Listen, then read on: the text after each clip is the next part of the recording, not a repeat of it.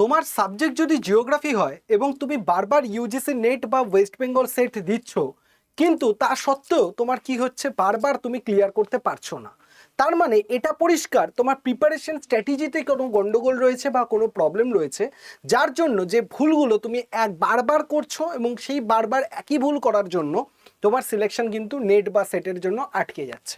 অনেকেই net qualify করে যায় বা জেআরএফ পায় না, বা অনেকের ক্ষেত্রেই নেট বা সেট বেসিকটাও কোয়ালিফাই করতে পারে না।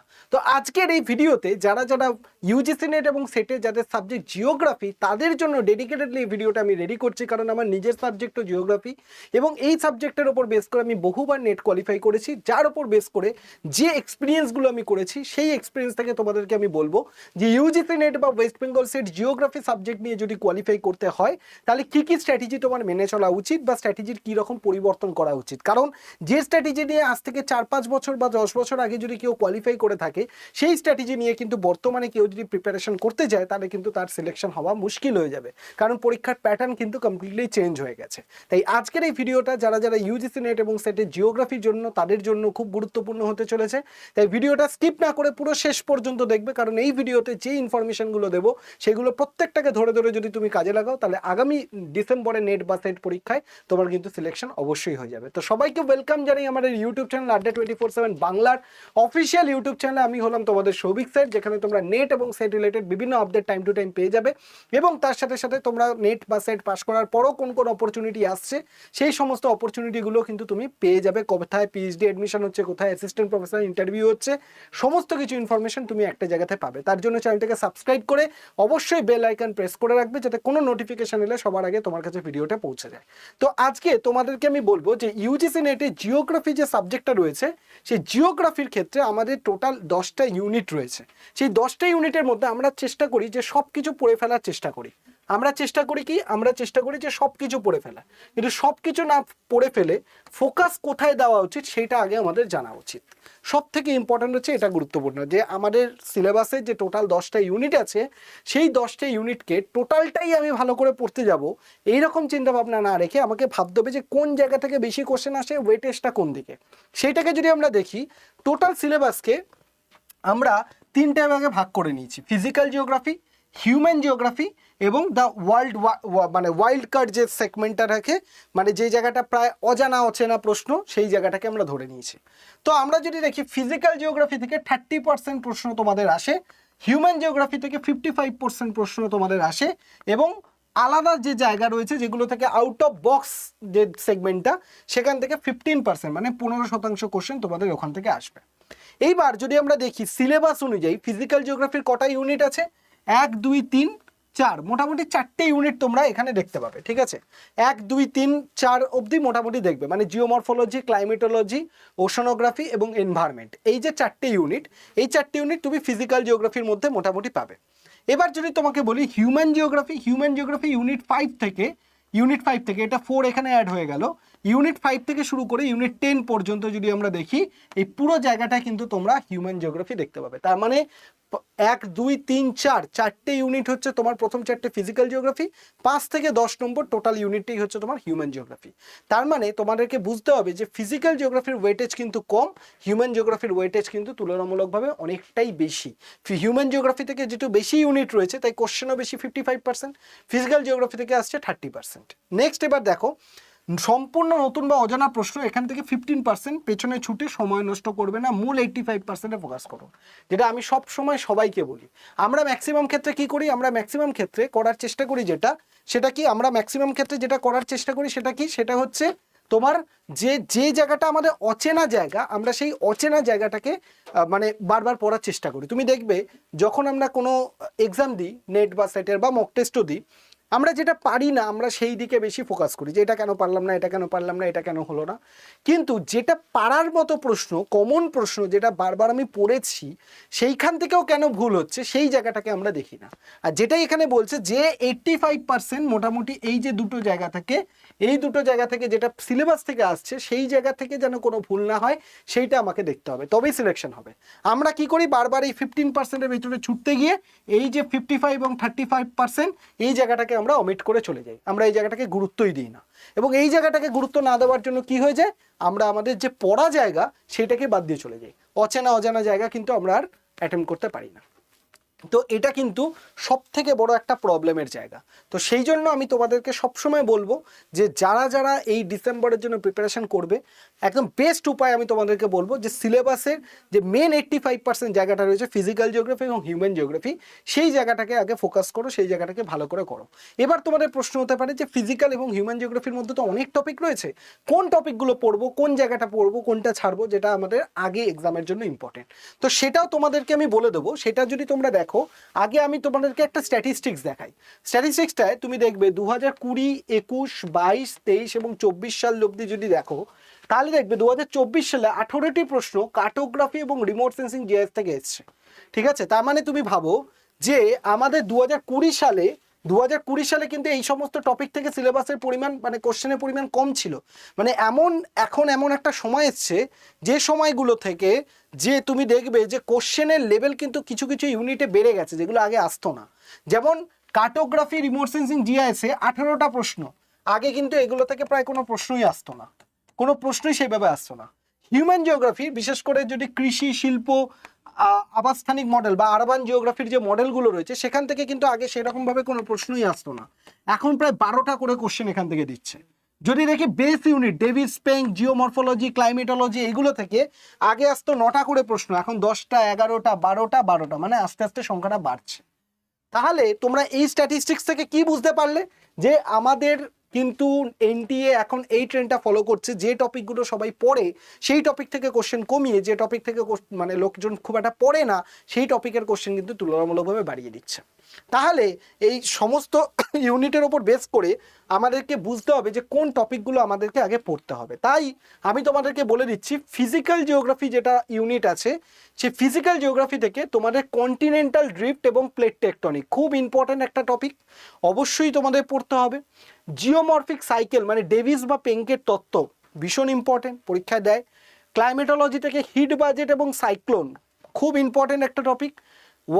কি বলছে, ওশান কারেন্ট এবং প্রবাল প্রাচীর, মানে ওশানোগ্রাফি থেকে ওশান কারেন্ট এবং প্রবাল প্রাচীর ইম্পর্টেন্ট টপিক। হিউম্যান জিওগ্রাফি থেকে পপুলেশন থিওরি, ম্যালথাসের থিওরি, মাইগ্রেশন থিওরি, কৃষি এবং শিল্পের যে মডেলগুলো রয়েছে, রিজিওনাল ডেভেলপমেন্ট মডেল, ট্রাইব এবং বিভিন্ন ভাষা এবং বাউন্ডারি, সীমানা, এগুলো থেকে পরীক্ষায় কোশ্চেন দেয়। থট থেকে দেখবে নিয়ন্ত্রিতবাদ মানে ডিটারমিনিজম, পসিবিলিজম, এই জায়গাটা থেকে পরীক্ষায় কোশ্চেন দেয়। জিওগ্রাফিক থটের যে বিবর্তন হয়েছে মানে Greek scholar, Roman scholar, German scholar, এই জায়গাটা ইম্পর্টেন্ট। এবং রিমোট সেন্সিং এবং জিআইএসের যে data, remote sensing GIS related যে স্যাটেলাইট রয়েছে, ডেটা রয়েছে, ডেটা ক্লাসিফিকেশন রয়েছে, সেগুলো ইম্পর্টেন্ট। এবং ভারত এবং পরিবেশ থেকে, ভারতের ভূগোল থেকে ভারতের ভূপ্রকৃতি, সেন্সাস অফ ইন্ডিয়া, ইকোসিস্টেম এবং আন্তর্জাতিক প্রোটোকল। ঠিক আছে, এই যে টপিকগুলো তোমাদেরকে বললাম, যেটা হচ্ছে হাই ওয়েটেজ টপিক, যে টপিকগুলো থেকে কিন্তু এখন প্রায় প্রতি বছরই তুমি দেখবে তুমি কিন্তু এদিক ওদিক করে কোশ্চেন দেখতে পাবে। তুমি এবছর ধরে নাও, তার আগের বছর ধরে নাও, প্রত্যেকটা ইয়ারে এই টপিকগুলো হচ্ছে কমন। ঠিক আছে, যেগুলো থেকে প্রশ্ন আসবে। এবার কিছু টপিক থেকে এবার এসছে, পরের বার আসলো না, তারপর এবার আবার আসলো, এরকম। কিন্তু এই যে টপিকগুলো বললাম, এই টপিকগুলো কিন্তু সমস্ত বারই পরীক্ষায় আসে, সব বারই কিন্তু কমন থাকে। এর পাশাপাশি আরও কিছু জিনিস তোমাদেরকে যদি আমি বলি, যে আমাদের থট হচ্ছে এমন একটা টপিক, জিওগ্রাফিক থট বা ইউনিট 8-এ যেটা রয়েছে, সেই থটটা কিন্তু আমরা অনেকেই পড়তে ভালোবাসি না। থটটাকে আমরা ভাবি ধুর ভালো লাগছে না, গল্পের মতো লাগছে, মানে বোরিং। থটটা ম্যাক্সিমাম 99% স্টুডেন্ট জিওগ্রাফির যারা থাকে তারা থট পড়তে চায় না, তাদের বোরিং লাগে। তো থটের পড়ার কিছু অ্যাপ্রোচ আছে। থটকে যদি থটের মতো করে না পড়ে তুমি যদি সেটাকে গল্পের মতো করে পড়তে থাকো, মানে তুমি যদি একটার সাথে একটা লিঙ্ক খোলার চেষ্টা করো, যেমন গ্রিক স্কলারের সাথে রোমান স্কলারের লিঙ্ক, রোমানের সাথে আরব স্কলারের লিঙ্ক, এইভাবে যদি পরপর তুমি লিঙ্ক খোলার চেষ্টা করো যে এটার সাথে এটা হলো বলে তো এই পরেরটা হলো, তাহলেই কিন্তু তোমার ভালো লাগবে।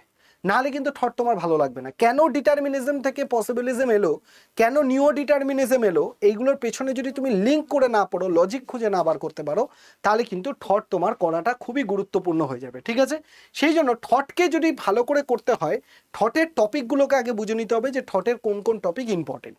যেমন থটের যদি আমি তোমাদেরকে বলি, নিয়ন্ত্রণবাদ বা ডিটারমিনিজম পসিবিলিজম খুব ইম্পর্টেন্ট একটা টপিক। ডিটারমিনিজম পসিবিলিজম থেকে কি কোশ্চেন আসতে পারে, যে বিভিন্ন প্রোপাউন্ডারের নাম দিয়ে দেবে, যেমন র্যাটজেল, হার্বার্ট স্পেন্সার, ঠিক আছে, Ellen Churchill, Semple, Ellsworth, Huntington, Karl Ritter, Friedrich Ratzel, এদের ভিদাল দিলা ব্লাস, এর মধ্যে কে ডিটারমিনিজম, কে পসিবিলিজম, কে কোন দেশের স্কলার, কে কোন বই লিখেছে, কোনো ওয়ার্ড তুলে দিয়ে বলবে এই লেখাটা কে বলেছে, এই ধরনের প্রশ্ন দিতে পারে। তাছাড়া ক্লাসিক্যাল ফেজের মধ্যে গ্রিক এবং রোমান স্কলার ভীষণ ইম্পর্টেন্ট, গ্রিক স্কলারকে সাজাতে দিয়ে দেয়, হোমার, থেলস, অ্যানাক্সিমান্ডার, হেকাটিয়াস, হেরোডোটাস, এই যে পরপর যে সাজাতে দেয়, এরকমভাবে কিন্তু একদম গ্রিক থেকে রোমান স্কলার অবধি, মানে একদম টলেমি অবধি তোমাকে কিন্তু পরীক্ষায় সাজাতে দেয়। তো এখান থেকে যে কোনো জায়গা থেকে, মাঝখান থেকে, সামনে থেকে, পিছন থেকে তোমাকে সাজাতে দিয়ে দিতে পারে। তো সেই জায়গাটা তোমাকে পড়তে হবে, প্লাস সেখানে কার কী লেখা বই সেটা জানতে হবে। এবং আচরণগত মানবতাবাদী মানে বিহেভিয়ারাল জিওগ্রাফি, বিহেভিয়ারাল জিওগ্রাফি খুব ইম্পর্টেন্ট। বিহেভিয়ারাল জিওগ্রাফির কে প্রোপাউন্ডার ছিল সেগুলো তোমাকে জানতে হবে। তার সাথে সাথে হচ্ছে সম্ভাবনাবাদ, ডিটারমিনিজম, আমি পসিবিলিজম বলেই দিলাম। পরিমাণগত বিপ্লব মানে কোয়ান্টিটেটিভ রেভলিউশন, এই যে আমাদের জিওগ্রাফিতে এখন যে বিভিন্ন ডেটা, স্ট্যাটিস্টিক্স, মডেল এগুলো যে যুক্ত হয়েছে, এগুলো কিন্তু আগে ছিল না। এগুলো কেন যুক্ত হলো, কিভাবে যুক্ত হলো, এর পেছনে লজিক কি, এটা আসার পর কি চেঞ্জ এলো, যেটাকে আমরা বলি কোয়ান্টিটেটিভ রেভলিউশন এবং হিউম্যানিস্টিক জিওগ্রাফি, মানবতাবাদী ভূগোল। এটা কেন হলো, এই যে জায়গাগুলো, এইগুলো কিন্তু খুব গুরুত্বপূর্ণ একটা ব্যাপার। তার সাথে র্যাডিক্যাল জিওগ্রাফি, র্যাডিক্যাল যে চেঞ্জ হলো, যেটা এডওয়ার্ড সোজার, র্যাডিক্যাল জিওগ্রাফি, ডেভিড হার্ভে যারা ছিল, যারা সমাজের মধ্যে বিভিন্ন রকম বৈষম্যতা, অসমতাকে নিয়ে লড়াই করেছিল, এই যে টপিকগুলো, মানে আমি তোমাদেরকে যদি ঠটের মধ্যে বলি, Greek scholar, Roman scholar, Arab scholar, German scholar, Indian scholar, very important. তার সাথে সাথে তোমাদেরকে যদি বলি ডিটারমিনিজম, পসিবিলিজম, নিয়ন্ত্রণবাদ, সম্ভাবনাবাদ ভীষণভাবে ইম্পর্টেন্ট। তার সাথে সাথে তোমাদেরকে যদি বলি সেটা হচ্ছে তোমাদের ওই এটা important behavioural geography. Behavioural geography মানে আচরণগত ভূগোল তোমাদের পড়তে হবে। র্যাডিক্যাল জিওগ্রাফি, র্যাডিক্যাল ভূগোল তোমাদেরকে পড়তে হবে। কোয়ান্টিটেটিভ রেভলিউশন এবং হিউম্যানিস্টিক জিওগ্রাফি, এই কটা টপিক যদি তুমি থটে ভালো করে পড়ে নাও, তুমি দেখবে এর বাইরে থেকে তুমি কোশ্চেন খুব একটা কিছু পাবেই না, যা আসবে এর মধ্যে থেকেই কোশ্চেন তুমি দেখতে পাবে। এর সাথে সাথে যদি তুমি দেখে নাও আমাদের তাহলে থটের ক্ষেত্রে কি কি টপিক খুব ইম্পর্টেন্ট, একটা হচ্ছে ডিটারমিনিজম, পসিবিলিজম এবং নিও ডিটারমিনিজম। এটা একটা এমন গুরুত্বপূর্ণ টপিক যেটা থেকে পরীক্ষায় কিন্তু ভীষণভাবে কোশ্চেন দেয়। তোমরা জানো ডিটারমিনিজম মানে পরিবেশ আমাদেরকে নিয়ন্ত্রণ করে, পসিবিলিজম বলছে না পরিবেশটা, মানুষ পরিবেশকে নিয়ন্ত্রণ করে, মানে পরিবেশ অপশন দেয়, মানুষ সেই অনুযায়ী চলে। আর নিও ডিটারমিনিজম বলতে যেখানে পরিবেশ এবং মানুষ দুজনেই অ্যাক্টিভ, দুজনেই একে অপরকে হেল্প করছে, এই কথাটা নিও ডিটারমিনিজমে বলা হয়। তো এই যে টপিকটা, এটা খুব ইম্পর্ট্যান্ট একটা টপিক। তার সাথে সাথে তোমাদের আমি আবারও বললাম কোয়ান্টিটেটিভ রেভলিউশন বা রাশিমাত্রিক বিপ্লব, হিউম্যানিস্টিক বিহেভিয়ারাল মানে হিউম্যানিস্টিক জিওগ্রাফি এবং র্যাডিক্যাল জিওগ্রাফি, এই তিনটে কিন্তু খুব ইম্পর্টেন্ট।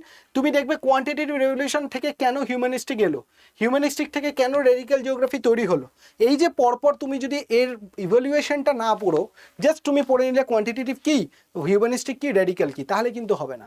কেন এলো, এটার পেছনে কারণ কি, কোয়ান্টিটেটিভ কেন হলো, কোয়ান্টিটেটিভ থেকে কেন হিউম্যানিস্টিক তৈরি হলো, এই যে কারণগুলো যদি তুমি খুঁজে বার করার চেষ্টা করো, তবেই কিন্তু তুমি লিঙ্ক পাবে এবং তবেই কিন্তু একটা জায়গার থেকে তুমি আরেকটা জায়গাকে লিঙ্ক করে পড়তে পারবে বা খুঁজে নিতে পারবে। ঠিক আছে, তাই সব থেকে গুরুত্বপূর্ণ হচ্ছে থটের টপিকটাকে বুঝে পড়া। আরও একটা টপিক তোমাদেরকে আমি বলবো, যেটা হচ্ছে বিভিন্ন পরিকল্পনা, মানে ইউনিট 6 থেকে যেটা কোশ্চেন আসে, বিভিন্ন রকম রিজিওনাল প্ল্যানিং থেকে কোশ্চেন আসে, মানে রিজিওনাল প্ল্যানিংয়ের মডেল। এই মডেল কিন্তু খুব ইম্পর্টেন্ট, যেটা ইউনিট 6-এ তোমরা পাবে। বিভিন্ন ধরনের মডেল তোমরা দেখতে পাবে। আমি তোমাদেরকে ছোট করে বলে দিই কোন কোন মডেলগুলো তোমাদের ইম্পর্টেন্ট।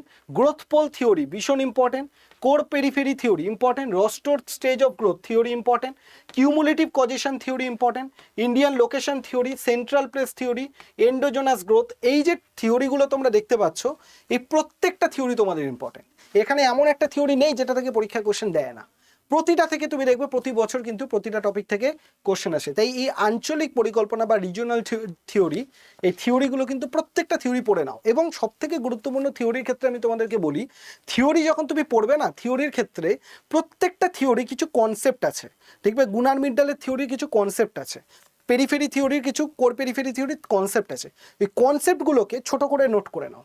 যেমন দেখবে তুমি ধরো দেখবে গুনার মিডালের থিওরি কত সালে এসছে, কোন বইতে দিয়েছে, আর মূল কথাটাকে একটু ছোট করে নোট করে নাও।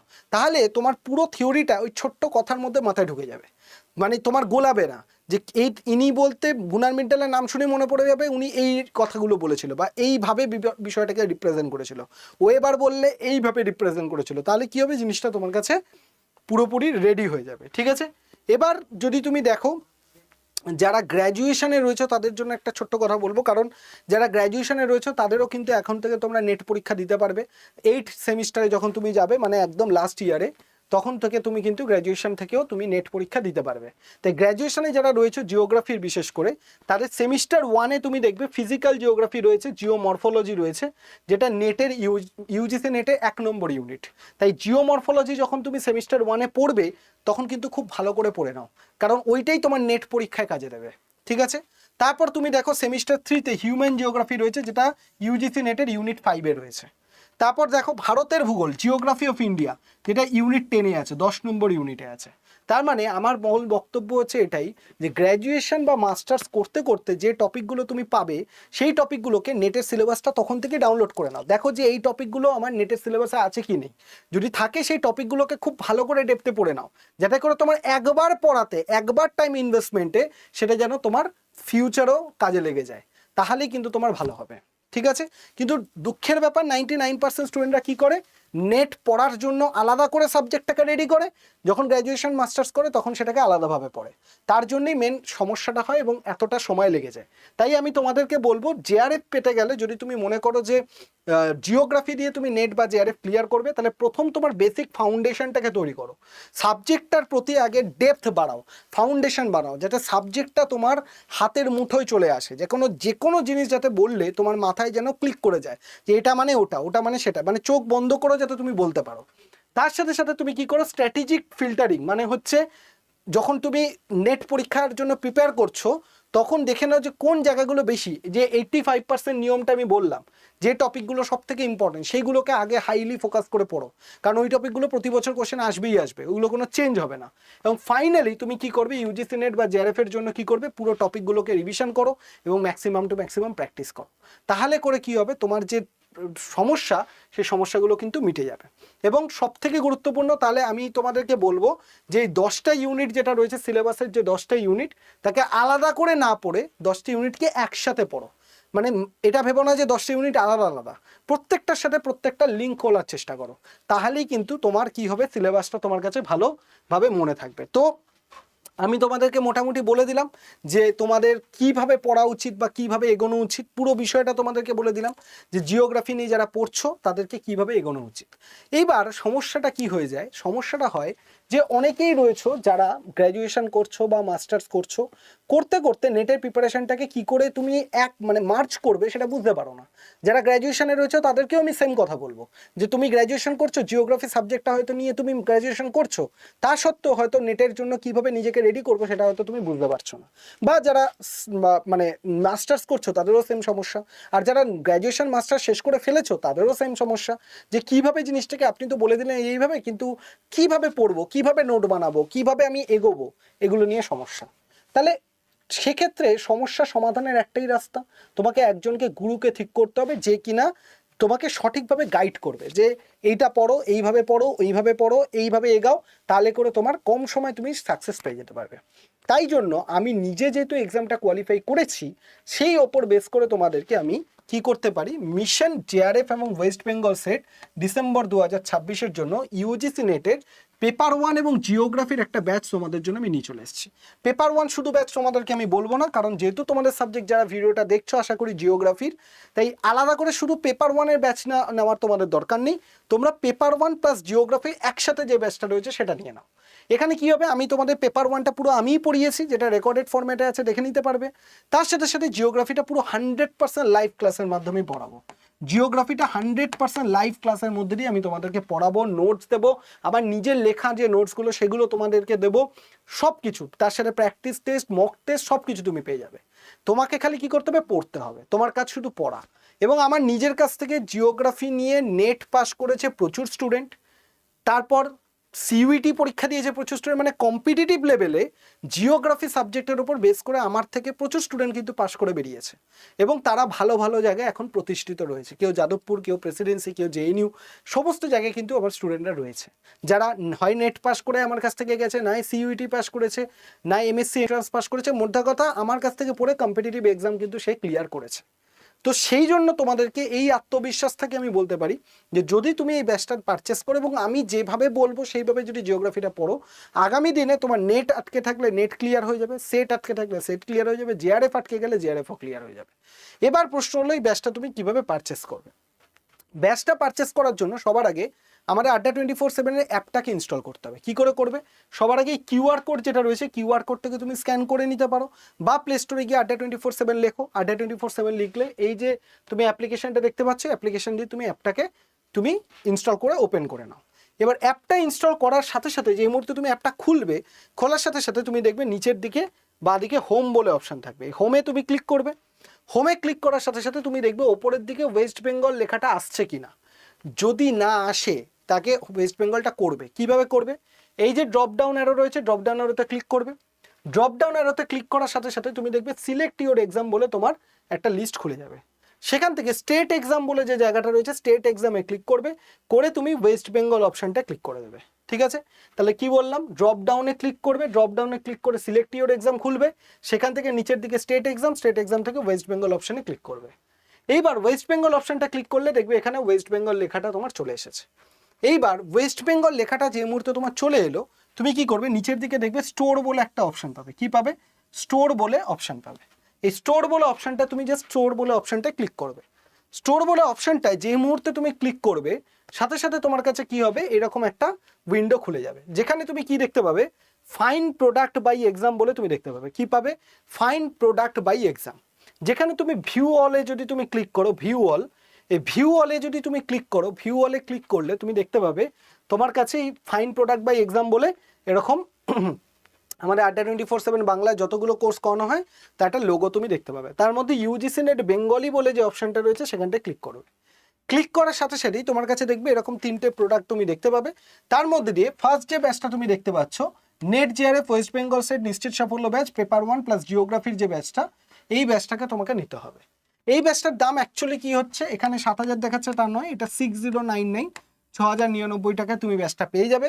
এবার এই ব্যাচটার ওপরে তুমি যে ক্লিক করবে, ক্লিক করার সাথে সাথে তোমার কাছে এরকম একটা অপশান খুলে যাবে, যেখানে তুমি নিচে ইউজ কয়েন অপশানটা ক্লিক করলে এই 6,099 দামটা কমে গিয়ে মোটামুটি 6,072 টাকার মতো দাম হয়ে যাবে। যেটাই তুমি কি করবে? বাই নাও অপশানে ক্লিক করবে। বাই নাও অপশানে ক্লিক করলেই তোমার পেমেন্ট ইউপিআই দিয়ে পেমেন্ট করবে, করলেই তোমার ব্যাচটা পারচেস হয়ে যাবে। এইবার ব্যাচটা পারচেস করে নেওয়ার পর বা ব্যাচে পারচেস করার পর বা করার আগে তোমার যদি মনে হয় আমার সাথে কথা বলবে, আমাদের হোয়াটসঅ্যাপ গ্রুপে জয়েন করবে, তাহলে এই যে হোয়াটসঅ্যাপ নাম্বার দেখতে পাচ্ছ 8583890659, এইখানে তুমি নেট সেট জিওগ্রাফি লিখে মেসেজ করবে। কি করবে? নেট সেট জিওগ্রাফি লিখে শুধুমাত্র হোয়াটসঅ্যাপ করবে, ফোন করার দরকার নেই। নেট সেট জিওগ্রাফি লিখে তুমি কি করবে? হোয়াটসঅ্যাপ করবে। আমি আমাদের যে ডেডিকেটেড হোয়াটসঅ্যাপ গ্রুপ সেখানে জয়েন করিয়ে দেবো। তোমার যদি অ্যাডমিশনে কোনো সমস্যা বা কোনো রকম কোনো রিলেটেড সমস্যা যদি হয়, আমি সেটা সমাধান করে দেবো। অবশ্যই হোয়াটসঅ্যাপ গ্রুপে কিন্তু জয়েন করতে ভুলো না, কারণ এখানেই আমি সম্পূর্ণ গাইড তোমাদের করে দেবো।